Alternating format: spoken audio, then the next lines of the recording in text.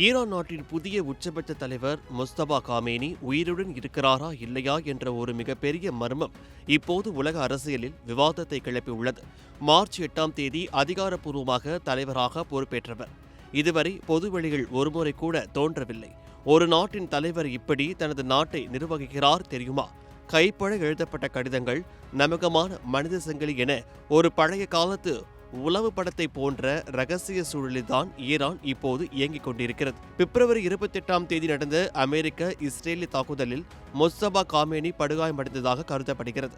அந்த தாக்குதலில் அவரது தந்தை மற்றும் குடும்பத்தினர் கொல்லப்பட்டதால் தற்போது தனது பாதுகாப்பில் அவர் அதீத கவனம் செலுத்துகிறார்.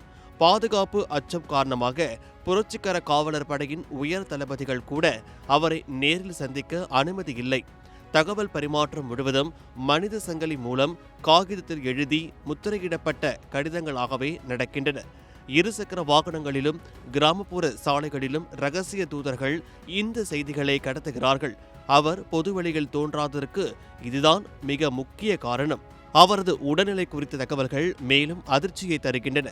கால்களில் 3 அறுவை சிகிச்சைகள் செய்யப்பட்டு செயற்கை கால் பொருத்தப்பட வேண்டிய நிலையில் அவர் இருப்பதாக சொல்லப்படுகிறது.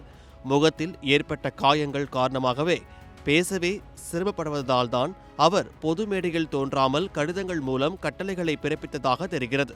அதிபர் மசூத் பெபஸ்கியான் மற்றும் மருத்துவர் குழுவினர் அவரை ஒரு ரகசிய இடத்தில் வைத்திருந்து கவனித்து வருவதாகவும் கூறப்படுகிறது. இதற்கிடையில் முஸ்தபா காமேனி இறந்துவிட்டாரா என்ற சந்தேகம் தற்போது வலுத்துள்ளது.